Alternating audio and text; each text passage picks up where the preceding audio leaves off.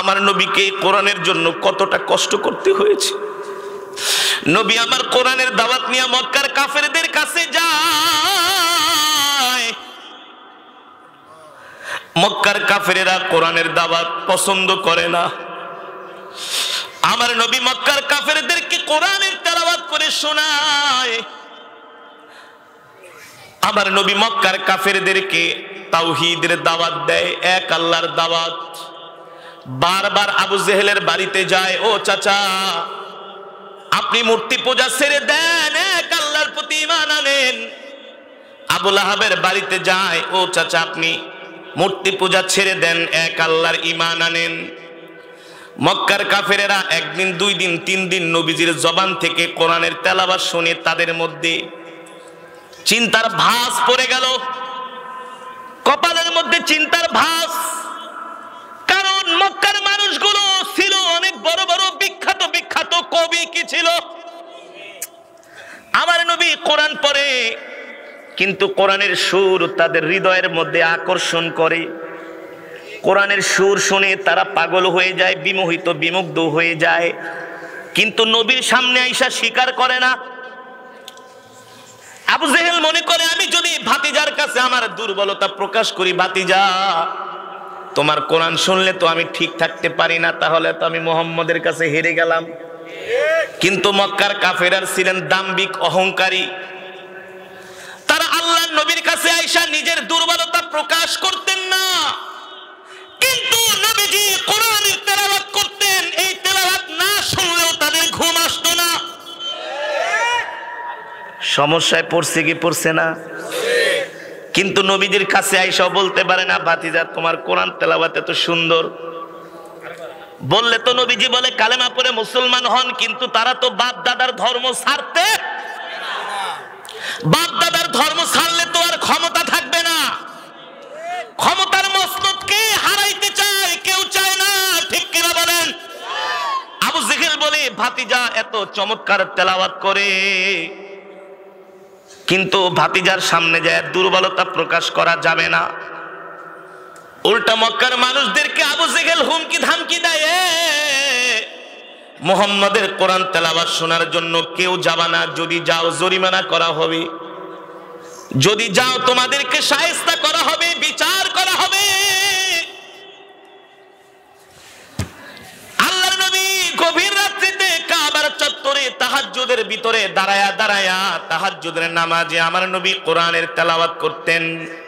এলাকার সব মানুষ ধান বেচা, ওই মুরগি বেচা, ওই মুসুরির ডাল বেচা, সরিষা বেচা, গম বেচা, যা কামাইতো যাত্রায় যায় জুয়া খেলে এক রাত্রে কি হালতা রমিন ফুতুর শেষ। পরে ওই খেতে যায় গাছের নিচে গামছা বিছায়া সারাদিন ঘুমাইতো। পরে বউ আইতো ডাকতে, কি হয়েছে? কয় সব শেষ। যাত্রা ফাত্রা বিদায় হয়েছে, ভালো হয়েছে নাকি খারাপ? জোরে বলেন। শুধু এই কোরআনের বরকতে, ঠিক কিনা বলেন? আল্লাহ আমাদের কবুল করুন বলি আমিন।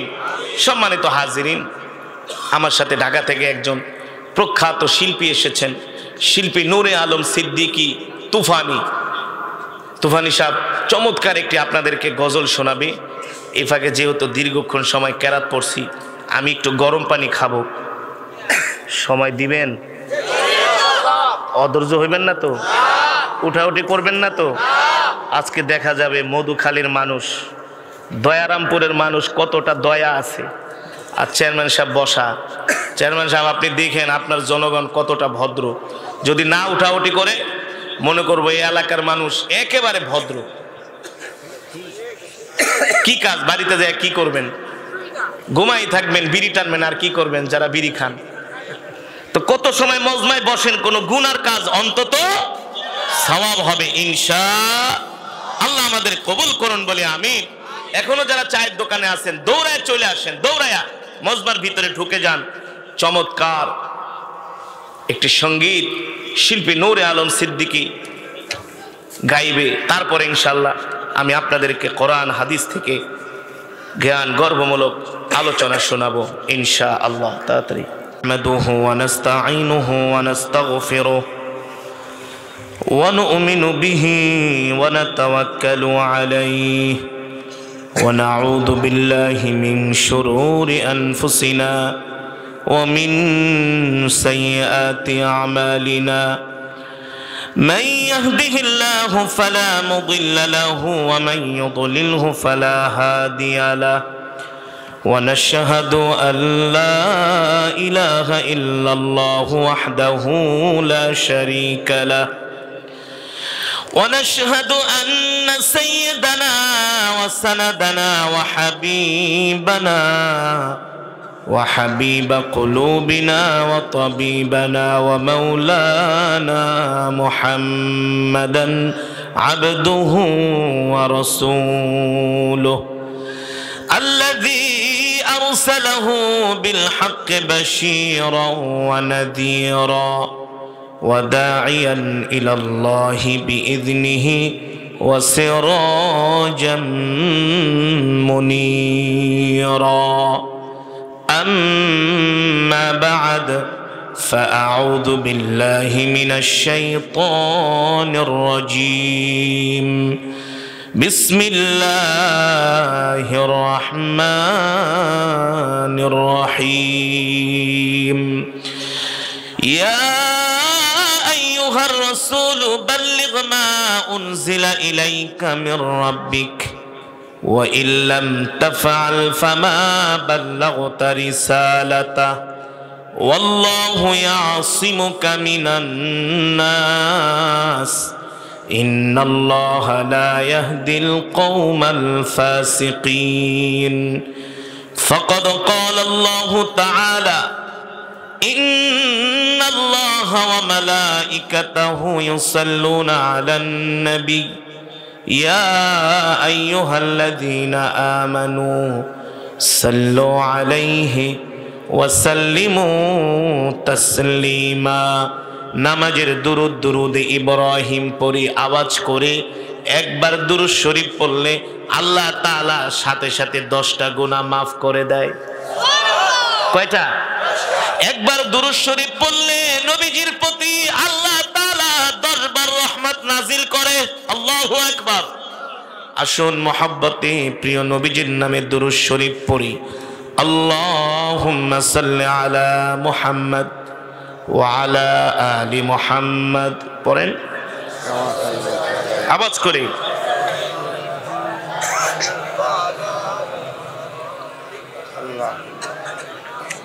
আওয়াজ করে পড়েন, আল্লাহ জবান দিছে কেন, আওয়াজ করে। আল্লাহুম্মা বারিক আলা মুহাম্মদ ওয়া আলা আলি মুহাম্মদ কামা বারাকতা আলা ইব্রাহিম ওয়া আলা আলি ইব্রাহিম ইন্নাকা হামিদুম মাজিদ। আরবের বুকে মক্কা নগরীতে যেথায় মা আমিনার ঘর, খোদার করুণায় কাউসার হয়ে রহমত ঝরেছে বারংবার। বালাগাল উলা বিকামালিহি কাশাফাদ দুজা বিজামালিহি হাসনাত জামিউ খিসালিহি। আসুন হৃদয় উজাড় করে প্রাণ খোলে আল্লাহর প্রেমে পাগল হয়ে মৃত্যুর কথা স্মরণ করে কিছু সময় জিকির করি। লা ইলাহা ইল্লাল্লাহ লা ইলাহা ইল্লাল্লাহ লা ইলাহা লা ইলাহা ইল্লাল্লাহ লা ইলাহা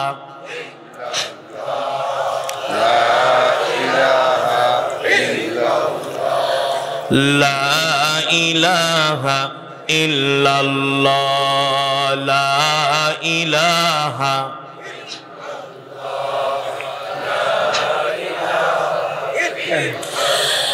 লা ইলাহা ইল্লাল্লাহু মুহাম্মাদুর রাসূলুল্লাহ।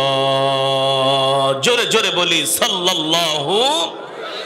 সম্মানিত হাজিরিন, দয়ারামপুর মাদ্রাসা এতিমখানার উদ্যোগে 22তম বার্ষিক ঐতিহাসিক তাফসীরুল কোরআন মাহফিল, উক্ত মাহফিলের মান্যবর সভাপতি, বিশেষ অতিথি, অত্র এলাকার সুনামধন্য মাননীয় চেয়ারম্যান সাহেব, মঞ্চপ্রবিষ্ট দিগার হযরতে উলামায়ে কেরাম, তলাবায়ে ইজম, দূর দূরান্ত থেকে আগত দিন প্রিয়, ইসলাম প্রিয় আমার কলিজার টুকরা যুবক বন্ধুরা, বৃদ্ধ বাবারা, পর্দার অন্তরালে সম্মানিত মা ও বোনেরা, সেই মহান আল্লাহ জাল্লা শানুহু আম্মা নাওয়ালুহুর দরবারে লাখ কোটি শুকর, যে মহান আল্লাহ সুবহানাহু ওয়া তাআলা আজকে এত সুন্দর কোরআন ও হাদিসের মাজমা, জান্নাতের বাগান। এটা কিসের বাগান ভাই?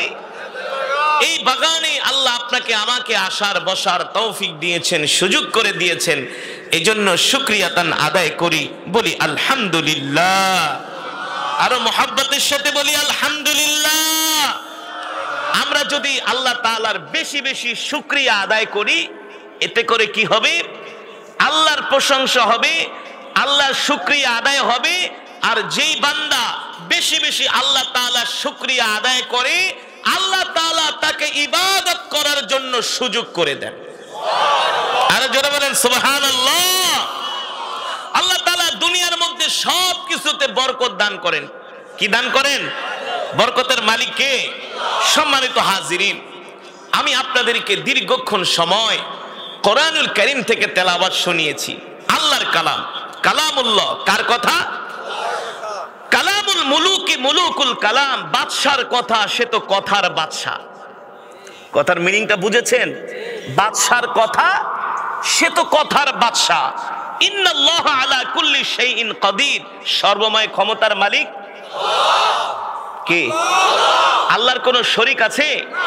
এই পৃথিবীর একমাত্র আধিপত্য, একচ্ছত্র, সার্বভৌমত্বের ক্ষমতার মালিক আল্লাহ সুবহানাহু।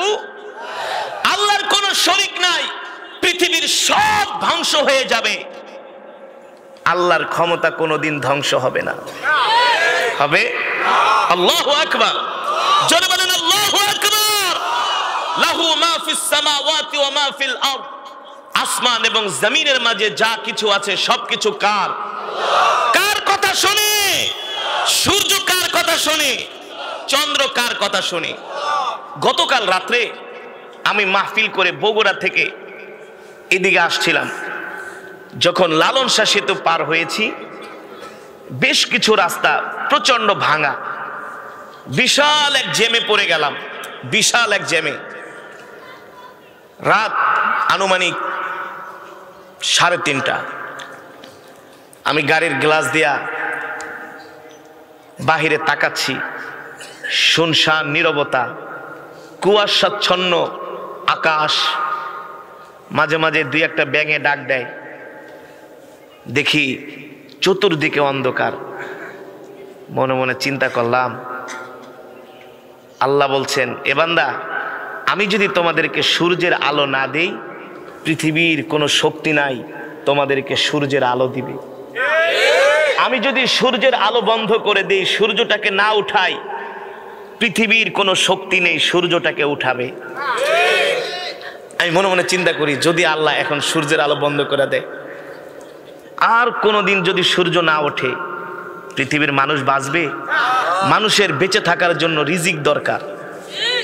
আমি মনে মনে চিন্তা করি, যদি সূর্যের আলো না হয়, তাহলে এই অন্ধকার রাত্রিতে কি কুপি জ্বালায়া, কারেন্টের বাতি দিয়া কি ফসল, ধান, তারপরে মরিচ, পেঁয়াজ, সরিষা, গম ইত্যাদি এগুলো কি লাগানো সম্ভব সূর্যের আলো ছাড়া? কোরআনের কথা বলছি, আল্লাহ বলছেন, ইন্না ফি খালকিস সামাওয়াতি ওয়াল আরদি ওয়া ইখতিলাফিল লাইলি ওয়ান নাহার। আল্লাহ বলে, ও নবী, দুনিয়ার মানুষদেরকে বলে দেন, রাত এবং দিনের মাঝে যে পার্থক্য সৃষ্টি করেছেন কে? আরো জোরে বলেন কে? এখন রাত প্রায় 12টার কাছাকাছি, আর 5-6 ঘন্টা পরে আবার দিন হবে। কি হবে? আল্লাহ যদি বলে আর কোনোদিন দিন বানাবো না, তোরা পারলে দিন বানা, সম্ভব? এই কারণে বললাম কালামুল মুলুকি মুলুকুল কালাম, বাদশার কথা সে তো কথার, আল্লাহ যত বড় তার কথাও তত বড়, আল্লাহ যত দামি তার কথাও তত দামি। সম্মানিত হাজিরিন, সেই মাওলায়ে পাকের জবানের কালামের তেলাওয়াত আমি আপনাদেরকে শুনিয়েছি, আমি আপনাদেরকে কোরআন শুনিয়েছি, আপনারা কোরআন শুনেছেন। আমরা সকলেই হচ্ছি মাখলুক, আল্লাহ হচ্ছেন, জোরে বলেন, আল্লাহ হচ্ছেন খালেক, আমরা মাখলুকের কোনো ক্ষমতা নাই, সমস্ত ক্ষমতা কার?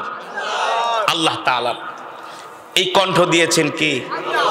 হ্যাঁ, আল্লাহর কি কুদরত, কি কারিশমা আল্লাহর, চিন্তা করেছেন?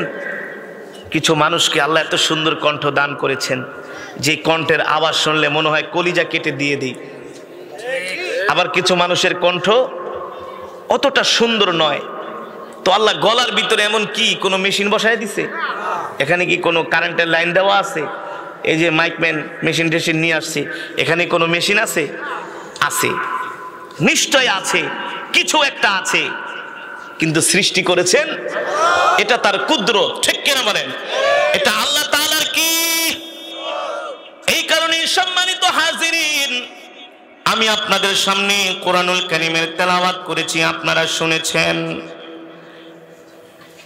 আল্লাহ তাআলা জান্নাতের মধ্যে কোরআনের তেলাওয়াত করবে, আর আল্লাহর বান্দারা জান্নাতীরা সেই দিন আল্লাহর জবানে কোরআনের তেলাওয়াত শুনবে।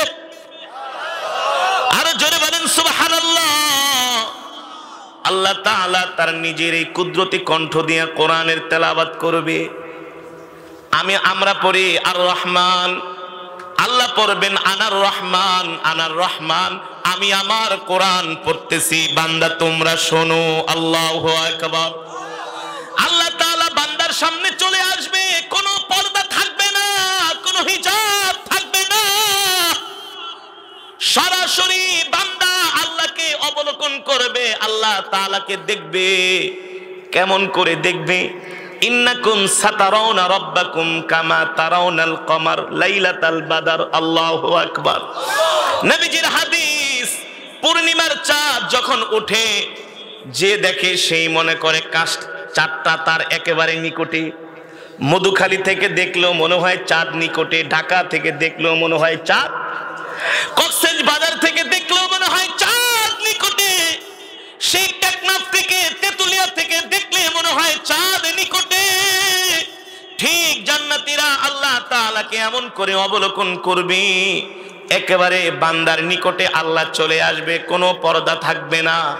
আল্লাহ তাআলা তার কুদরতি জবান দিয়া বান্দার সামনে তেলাওয়াত করবে, আর রহমান আল্লামাল কুরআন খলাকাল ইনসান আল্লামাহুল বায়ান আশ-শামসু ওয়াল কমারু বিহুসবান ওয়ান নাজমু ওয়াশ-শাজারু ইয়াসজুদান ওয়াস-সামাআ রাফা'আহা ওয়া ওয়াদা'আল মিজান। আল্লাহু আকবার।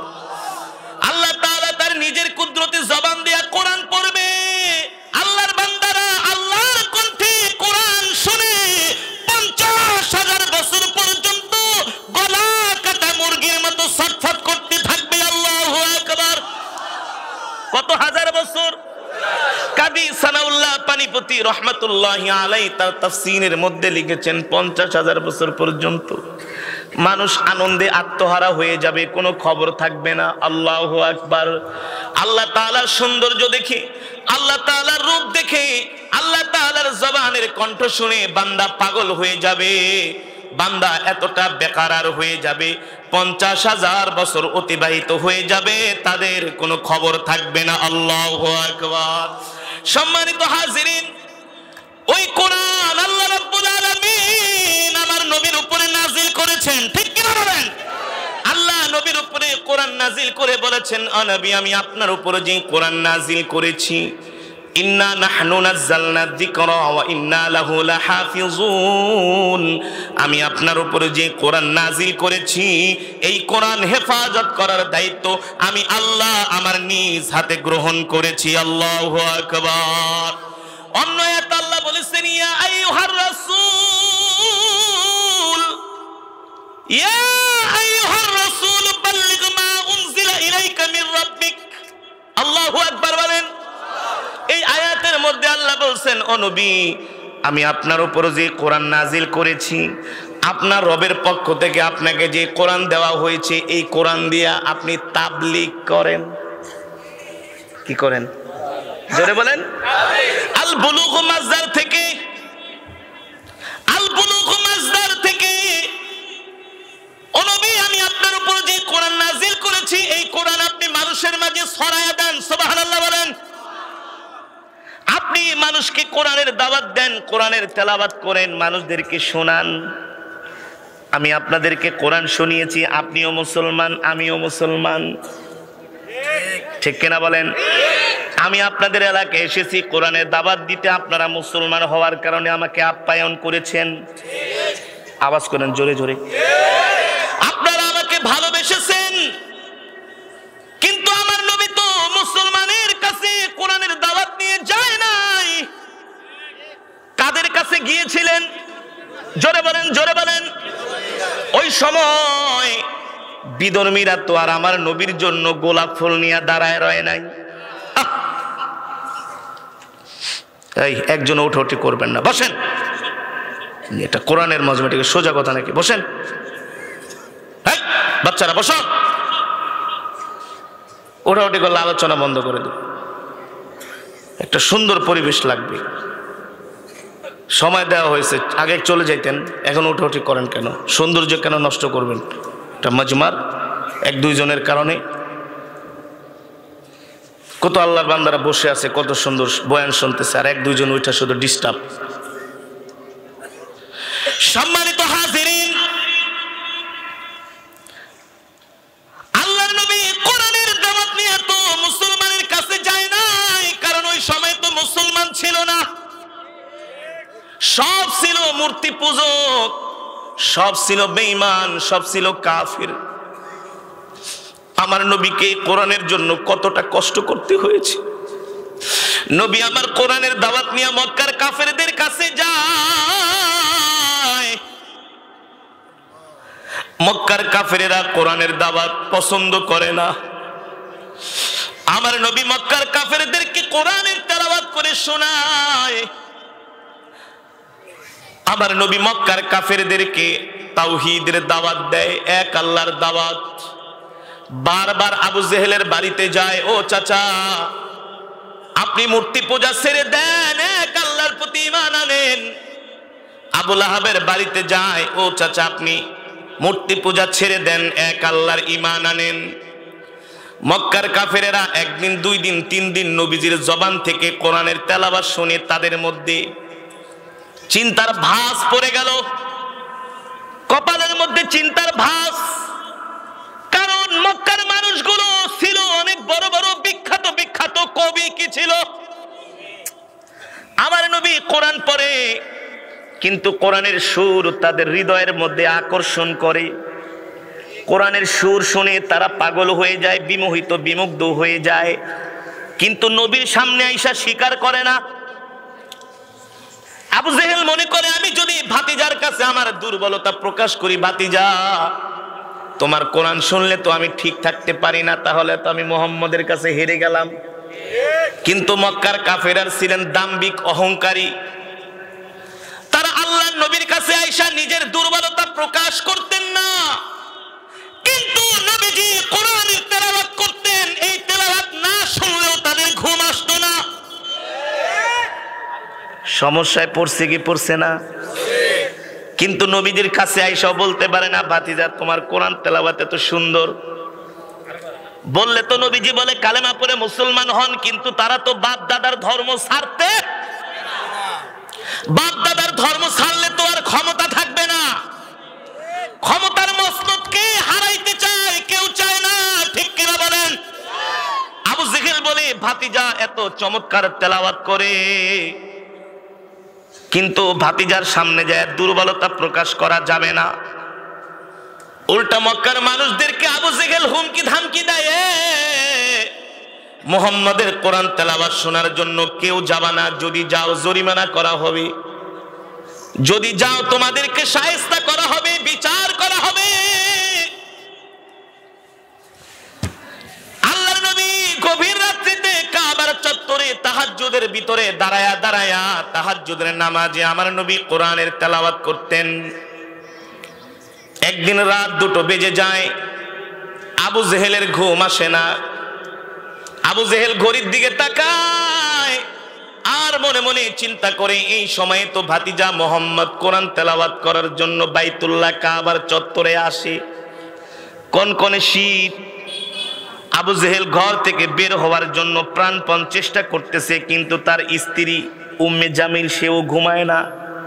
এখন এত বড় নেতা হইয়া যদি রাত 3টা বাজে ঘর থেকে বের হয়, স্ত্রী জিজ্ঞেস করবে কি? কথা বলেন, বলবে না তুমি কোথায় যাও? যদি বলে আমি মুহাম্মাদের কোরআন শোনার জন্য যাচ্ছি, স্ত্রী বলবে তুমি এত বড় নেতা হয়ে গেছো, দিনের বেলা মুহাম্মাদের বিরোধিতা করো আর রাত্রবেলা তার কোরআন শোনো, তোমার কি লজ্জা লাগে না? বলবে কি বলবে না? আবু জেহেল ছিলেন চিকন বুদ্ধির মানুষ, কি শয়তানি খুব ভালো বুঝতো। এই সমাজের মধ্যে কিছু চিকন বুদ্ধির মানুষ আছে, খালি একজন আর একজনকে খোঁচায়, আছে না? একজন আর একজনকে খোঁচায়, ভালো দেখতে পারে না, মানুষের ভালো দেখতে পারে না, চিকন বুদ্ধির মানুষ। এগুলো আবু জেহেলের স্বভাব। আবু জেহেল একটু পর পর তার স্ত্রীর দিকে তাকায়, দেখে ঘুমায় না। শয়তানটা ঘুমায় না কেন? উম্মে জামিলও ছিলেন মহিলা টাইপের নেত্রী। কি টাইপের আছে না কিছু? সাংঘাতিক। তুমি রাত্রে একা একা মুহাম্মাদের কোরআন তেলাওয়াত শুনতে যাইবা আর আমি তোমাকে যাইতে দিমু, এটা হইতে পারে না। উম্মে জামিল চালাক মহিলা, সেও ঘুমের ভান ধরছে। কি করছে?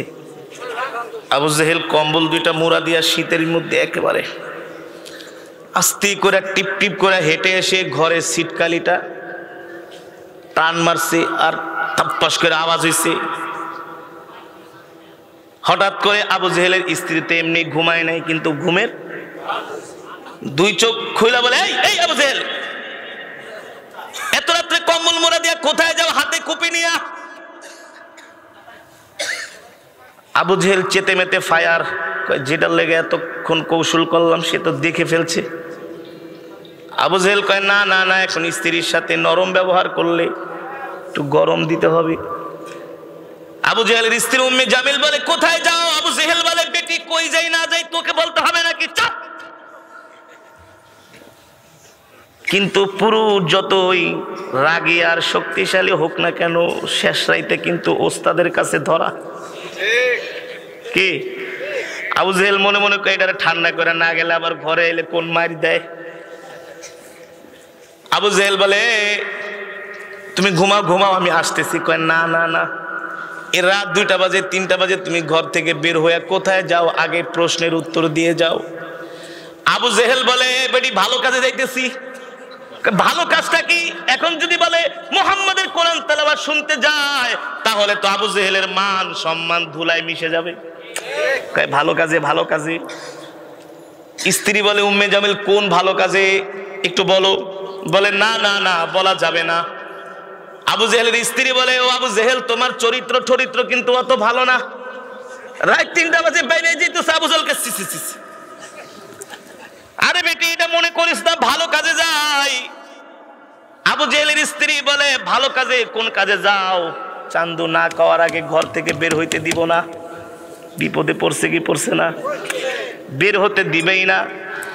এবার আবু জেহেল এসে তার স্ত্রী উম্মে জামিলের হাত ধরে ঠিক সিরাতের কিতাব এভাবে আসছে, আর আমি হাত ছাড়েন। কয় শোনো প্রিয়তমা, তোমার সাথে এত বছরের সংসার, আমি কি তোমাকে না কয়া কোনো জায়গায় যাব নাকি? উম্মে জামিল বলে তাহলে কোথায় যাবা বলে যাও। আবু জেহেল বলে ও স্ত্রী, এত প্রশ্ন করিস না, আমি এত বড় নেতা,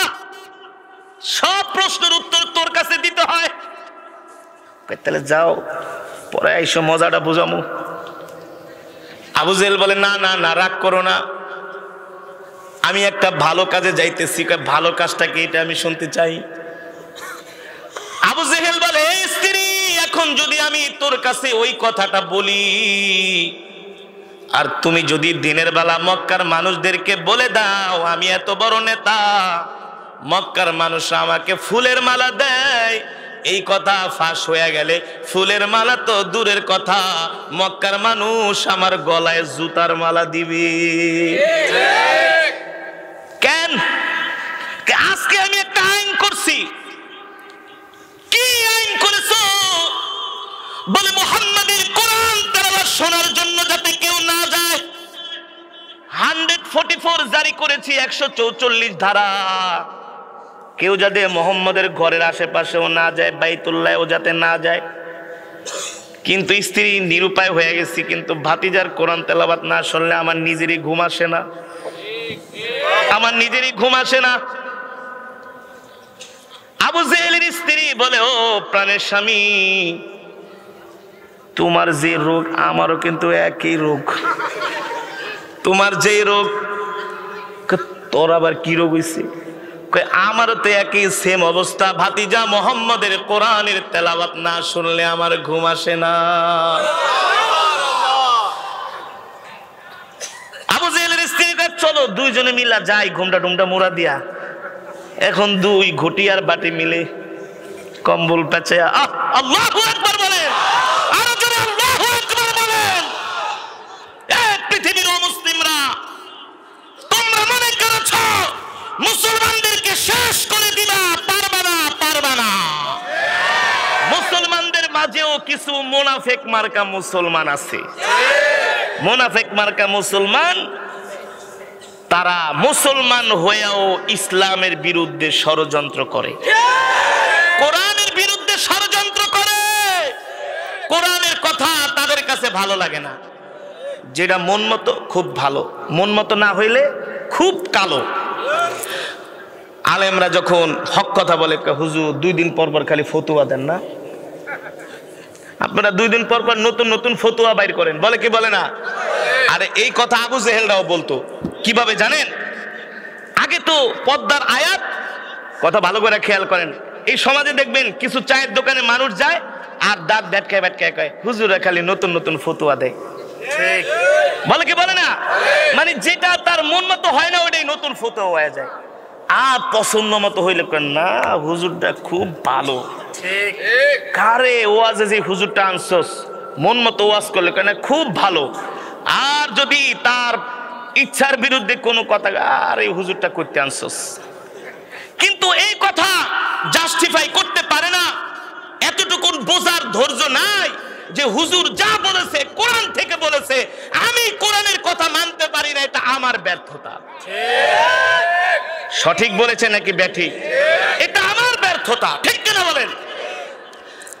আল্লাহ নবীর স্ত্রীরা, আমাদের আম্মা জানদারা আগে তো এভাবে পর্দা করতো না, একেবারে ঘুমটা এখনো পুরা চেহারা আবৃত করার আয়াত কি হয় নাই, নাজিল হয় নাই। ঠিক আল্লাহ কিছুদিন পরে জিব্রাইলের মাধ্যমে পর্দার আয়াত নাজিল করলেন। কিসের আয়াত? আবু জেহেলকে দেখছো, মোহাম্মদ আজকের থেকে আবার নতুন একটা আইন বাইর করছে। কি আইন? ওই মহিলাদেরকে নাকি একেবারে মুখ ঢাইকা ঢাইকা যেতে হবে। আর একজন ওলীদ ইবনুল মুগীরাকে সাইবাকে আবুল আহাবকে 2 দিন পর পর খালি নতুন নতুন ফতুয়া দেয়। আরে নতুন ফতুয়া তো মুহাম্মদ সাল্লাল্লাহু আলাইহি ওয়াসাল্লাম দেয় নাই, আল্লাহর পক্ষ থেকে পর্দার আয়াত নাযিল হয়েছে, ঠিক কিনা বলে? নামাজ পড়া যেমন ফরজ, পর্দা করাও ফরজ। এই কারণেই তো আজকে ভারতে আমাদের এক বোন মুস্কান এই পর্দার কারণে, হিজাবের কারণে এক আল্লাহু আকবারের ধ্বনিতে সারা পৃথিবীর ভিত নাড়িয়ে দিয়েছেন, ঠিক কিনা বলেন? আরে মুসলমান হিজাব পর্দা নিয়ে তো আন্দোলন কেন করে? কারণ কি? এটা তো আল্লাহর বিধান। এই বিধানকে অস্বীকার করলে তার ঈমান থাকবে? এই কোন মৌলবী যদি বলো ঈমান থাকবে, চ্যালেঞ্জ করলাম, নামাজ পড়া ফরজ, আল্লাহর বিধান পর্দাও তোমাকে করতে হবে। লিবাসুত তাকওয়া, তাকওয়ার পোশাক পরতে হবে, মহিলাদেরকে মুখ ঢাকতে হবে। এইভাবে ইসলামে পর্দা কতটুকুন করতে হবে, মহিলাদের জন্য কতটুকুন পর্দা ফরজ, সে চমৎকার একটা উত্তর দিছে যে যার লজ্জা যতটুক তার জন্য পর্দা ততটুক, যার লজ্জা যতটুক তার পর্দা। প্রশ্ন কি লজিক্যাল? 100% বলে একটা মহিলা যদি আল্লাহকে ভয় করে, কবরের আযাবকে ভয় করে, জাহান্নামের আগুনকে ভয় করে, তাহলে সে 100% পর্দা করবে। আর যদি কবরের আযাবকে ভয় না করে, তাহলে বোরকা একটা টাইট ফিট পয়রা লিপস্টিক দিয়ে রাস্তা দিয়ে ঘুরবে। আল হায়াউ শুবাতুন মিনাল ঈমান, রাসূলের হাদিস। লজ্জা এটাও একটা ঈমানের অঙ্গ, ঠিক কিনা বলেন? যার লজ্জা নাই তার। অনেক মা বোনরা বয়ান শুনতে আসছে না? মা বোনদের আপনাদেরকে বলে দেই, লজ্জা ঈমানের অঙ্গ। আল্লাহর প্রতি যার ভয় যতটুকুন সে ততটুকুন পর্দা করে, যার মধ্যে ইসলাম যতটুকুন আছে সে ততটুকুন পর্দা করে, ঠিক কিনা বলেন? সম্মানিত হাজিরিন, এই কথাগুলো এই কারণে বললাম, ওই যে আবু জেহেলরা আল্লাহর নবীকে বলে, এ মুহাম্মদ, মাঝে মাঝে এক একটা আইন করে, উদ্ভট কথাবার্তা বলে। আল্লাহ রাব্বুল আলামিন বলে, না না না, আমার হাবিব নিজ থেকে বানায়া কোনো কিছু বলে না, আমি আল্লাহ তাকে যা বলতে বলি সে তাই বলে। ওয়া মা ইয়ান্তিকু আনিল হাওয়া ইন হুয়া ইল্লা ওয়াহয়ু ইউহা, ঠিক কিনা বলেন? আল্লাহ বলে আমার বন্ধু কোনো কিছু বানায়া বলে না, আমি আল্লাহ আমার বন্ধুর কাছে ওহী প্রেরণ করি, জিবরাইল আইসা বইলা যায়, তারপরে আমার বন্ধু বলে, সে বানায়া বানায়া নিজের থেকে কিছুই বলে না। বলার ক্ষমতা আমার নবীর নাই। আমার আল্লাহ যা বলায় আমার নবী তাই বলে, ঠিক কিনা বলেন? এই কারণেই তো আল্লাহর কথা মানি, নবীজির কথা মানি। মানে আমার নবী নিজের থেকে বানায়া কোনো কিছু বলে না, যা বলে আমার আল্লাহর পক্ষ থেকে বলে, ঠিক কিনা বলেন? আর আমার আল্লাহর পক্ষ থেকে যা বলে সেটাই হচ্ছে কোরআন। সুবহানাল্লাহ। আল্লাহ তাআলা আমার নবীর উপরে কোরআন নাজিল করেছেন, আর বলছেন, ইয়া আইয়ুহার রাসূল, আমার হাবিব ও আমার বন্ধু, বাল্লিগ মা উনজিলা ইলাইকা মির রাব্বিক, জান আপনি কোরআনের তেলাওয়াত করেন, মানুষদেরকে কোরআন শোনান। মক্কার কাফেরেরা নবীজির শ্রুতি মধুর কণ্ঠে কোরআনের তেলাওয়াত শুনে পাগল হয়ে যায়, বিমোহিত বিমুগ্ধ হয়ে যায়। আবু জেহেলের ছেলে ইকরামা যে আবু জেহেলকে প্রশ্ন করে, বাবা, ও বাবা, আমাদের ভাই মুহাম্মদ এত সুন্দর করে কোরআন পড়ে, আর তোমরা বলো ভাই নাকি বানায় বানায় কবিতা বলে। কিন্তু আব্বা জান, আমাদের দাদাও তো কবি ছিল, দাদার বাবাও কবি ছিল, কিন্তু আমি আপনার ছেলে ইকরামা বলতেছি, ভাই মুহাম্মদ যেটা পড়ে, খোদার কসম এটা দুনিয়ার কোনো কবিতা না, দুনিয়ার কোনো কবিতার সাথে এই কোরআনের কোনো মিল পাই না। আল্লাহু আকবার, আল্লাহু আকবার। এই কারণে আবু জেহেলের কপালে হেদায়েত হয় নাই। কি হেদায়েত হয় নাই? আবু জেহেল হেদায়েত পায় নাই, কালেমা পড়তে পারে নাই, মুসলমান হতে পারে নাই। কিন্তু আবু জেহেলের ছেলে ইকরামা ঠিকই কালেমা পড়ে। আল্লাহু আকবার। বলে, বাবা বলেন কি, ভাই মুহাম্মদ যেটা পড়ে এটা দুনিয়ার কোনো কবির কাব্য নয়, কোনো কবিতার সাথে মিল পাই না। এত প্রাঞ্জল ভাষা, সাহিত্য ভাষা, হৃদয়গ্রাহী সুর। আবু জেহেল মনে মনে করে, বুঝছি তুমি মুহাম্মদের ট্যাবলেট খাইছো। আল্লাহু আকবার। আবু জেহেল কাছে, যা যা, তোর সাথে বেশি কথা বলা যাবে না। আবু জেহেল বলে, শক্ত করতে হবে। এবার রাত্রবেলা আবু জেহেল আর তার স্ত্রী কোরআন শুনা বাড়িতে চলে আসছে, কারণ রাত্রবেলা তো নাইট ডিউটি করছে, ঘুমায় নাই। এখন সকালবেলা 12টা-1টা পর্যন্ত দুইজনে কি নাক টাইনা ঘুম। এইদিকে মক্কার মানুষ এসে আবু জেহেলের বাড়িতে হাজির হয়ে গেছে নেতাজি। আপনারা নাকি রাত্রবেলা কোরআন শুনতে গেছিলেন মুহাম্মাদের কানে। না না, কে বলছে, কে বলছে? বলে প্রমাণ আছে। কি প্রমাণ? ওই যে গায়ে 2-3টা কম্বল গায়ে দিয়ে গেছে, একটা ফালায় থুই আইছে। মানে চোরে যখন চুরি করে প্রমাণ একটা থেকেই যায়। ঠিক কি না বলেন? মক্কার জনগণ আইসা বলে ফাইজলামি করার জায়গা পান না। এই যে আপনার কম্বল আছে, কোনো উত্তর আছে? চুপ করে বসে আছে। আবু জেহেল মনে মনে ভাবে, না না না, এইভাবে আর বেশি দিন চলতে দেওয়া যায় না। আল্লাহু আকবার। আবু জেহেল বলে, কি করা যায়? মক্কার একেবারে নাম করা কবি, বিখ্যাত কবি, তার নাম হলো ওলীদ ইবনুল মুগীরা। সে ছিল আবু জেহেলের বস। বলে বড় কবি ওলীদ ইবনুল মুগীরার কাছে যে জিজ্ঞেস করতে হবে, আসলে মোহাম্মদ কি আসলে কি বানায় বানায় কোনো কবিতা বলে নাকি কোরআন পড়ে? এটা ওলীদ ইবনুল মুগীরার কাছে গেলে বোঝা যাবে। কারণ মানুষ জনগণ এসে চাপ দিয়ে গেছে, আপনি এইভাবে করলে কিন্তু আপনাকে আমরা নেতা, আমাদেরকে ঘুম পাড়ায় আপনি কোরআন শুনতে যাইবেন, এটা মানবো না। আবু জেহেল টেনশনে পড়ে গেল। সন্ধ্যার সময় ওলীদ ইবনুল মুগীরাকে ডাকছে। কবি সাহেব, আপনি তো জাত কবি, খানদানি কবি, আর আমরা হইলাম 2 নম্বর কবি।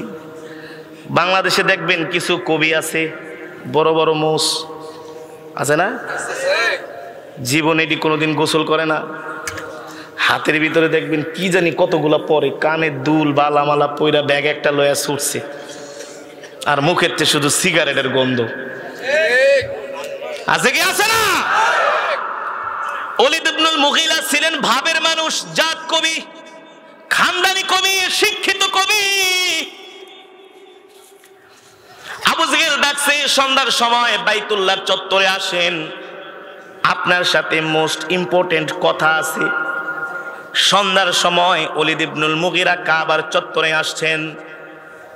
আবু জেহেল ওলীদ ইবনুল মুগীরাকে নিয়ে কাবার চত্বরে বসে বসে আলাপ করতেছেন। এক পর্যায়ে বলে, ওলীদ ইবনুল মুগীরা, আমি তো অনেক বড় একটা টেনশনে আছি। বলে, কি টেনশন? বলে, আমাদের ভাতিজা মুহাম্মদ, সে নিজে কোরআন পড়ে, তার কোরআনের তেলাওয়াত শুনে মক্কার মানুষগুলো তার জন্য পাগল হয়ে যাচ্ছে, কিন্তু ভিতরে ভিতরে অবস্থা খুব খারাপ।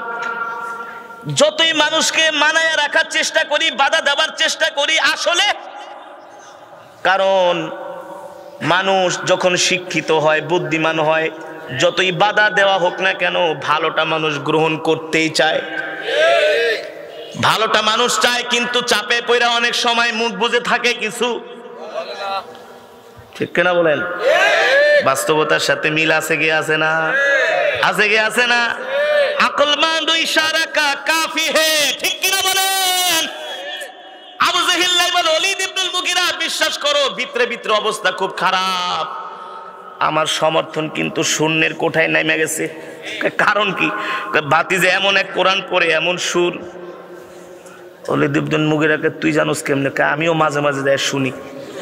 ওলীদ ইবনুল মুগীরা বলে, আবু জেহেল, তাহলে আমারও শুনতে হবে। আল্লাহু আকবার।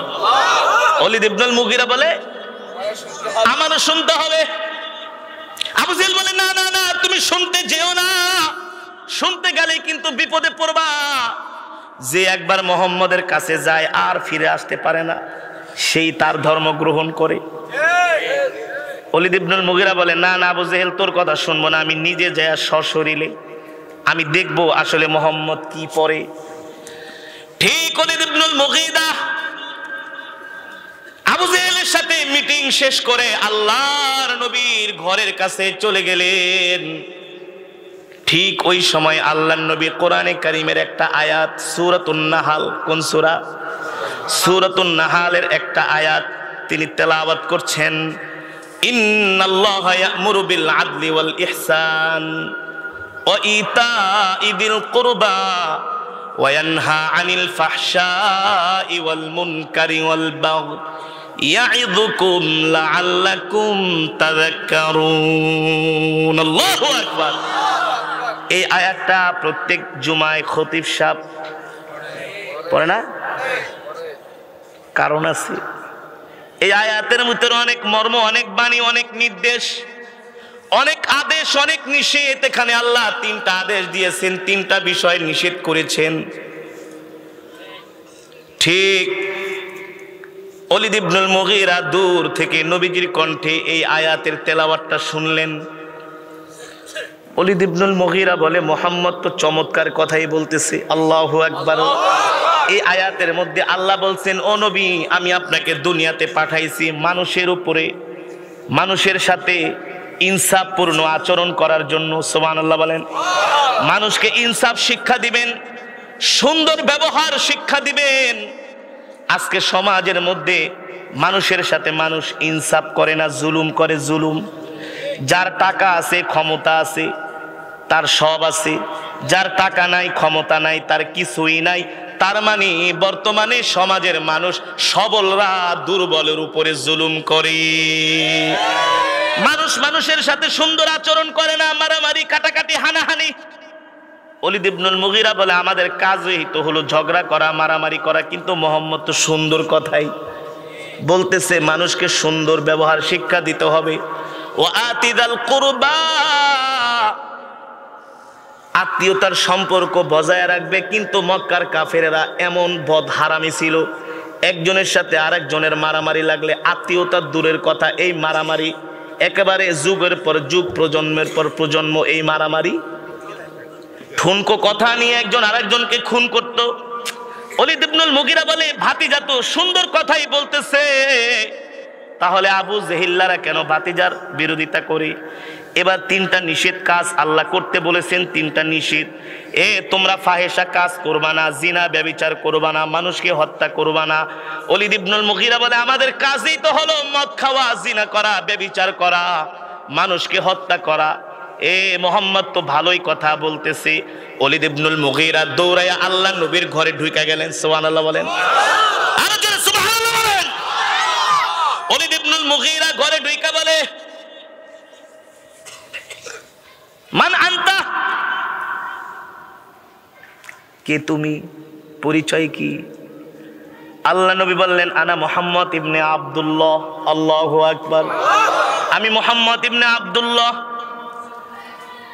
ওমা আনতা, তুমি কি নিয়ে আসছো? আল্লাহ নবী বলে, কি নিয়ে আসছি? একটু আগে যা শুনছো তাই নিয়ে আসছি। সুবহানাল্লাহ বলেন। আমি যে শুনছি তুমি জানো কেমনি? বলে, তুমি আমার ঘরের পিছনে দাঁড়ায় দাঁড়ায় যা শুনছো আমি তাই নিয়ে আসছি। সুবহানাল্লাহ। ওলীদ ইবনুল মুগীরা বলে, তুমি জানো কেমনে? তুমি কি নিয়ে আসছো? বলে, ওই যে তিনটা আদেশ, তিনটা নিষেধের কথা আল্লাহ বলছে, এগুলো আমি বাস্তবায়ন করার জন্য আসছি।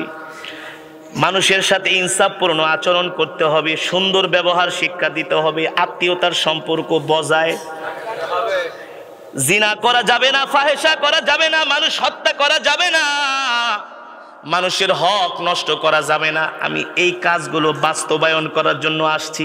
আল্লাহু আকবার।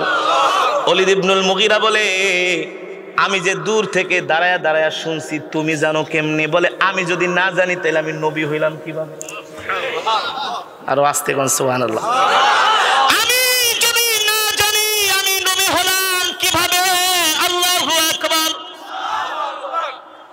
এবার কি ওলীদ ইবনুল মুগীরার মাথা কি ঠিক আছে নাকি? হায়রে, আমি ঘরের পিছনে আইসা দাঁড়ায় রইছি, এটা মুহাম্মদ জানে কিভাবে? নিশ্চয় এর মধ্যে কোনো কারণ আছে। আরে আল্লাহর নবী মুহাম্মদ তো জানে না, তার জানার ক্ষমতা নাই, কিন্তু জানায় কি? কার মাধ্যমে? জোরে বলেন আল্লাহু আকবার। আপনারা অনেক শিক্ষিত, অনেক ওয়াজ শোনেন, মাশাআল্লাহ। কার মাধ্যমে? ওই যে ওমা ইয়ানতিকু আনিল হাওয়া ইন হুয়া ইল্লা ওয়াহয়ু ইউহা। আমার নবীর কাছে জিবরাইল 24,000 বার আসছে ওহী নিয়ে। আল্লাহু আকবার। কত হাজার বার?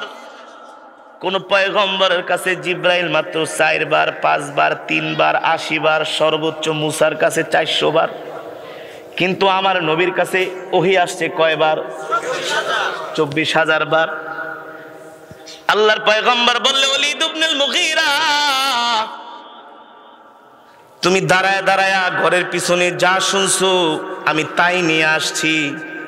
এই কথা শোনার পরে ওলীদ ইবনুল মুগীরা বলে, ও মুহাম্মদ, আমি সাক্ষী দিচ্ছি নিশ্চয়ই তুমি দুনিয়ার কোনো সাধারণ মানুষ নও, তুমি আল্লাহর পয়গম্বর। দৌড়ে আবু জেহেলের বাড়িতে গেছে। কোথায়? আবু জেহেলের বাড়িতে যায় বলে, আবু জেহেল, মুহাম্মদের বিরোধিতা করিস না, মুহাম্মদের বিরোধিতা করিস না, কারণ ওলীদ ইবনুল মুগীরা, এটা কিন্তু আবার ওই ওলীদ ইবনুল মুগীরা না, এটা আরেক ওলীদ ইবনুল মুগীরা। অনেকগুলো ওলীদ ইবনুল মুগীরা ছিল মক্কায়, কাট্টা কাফের, কাট্টা বেঈমান।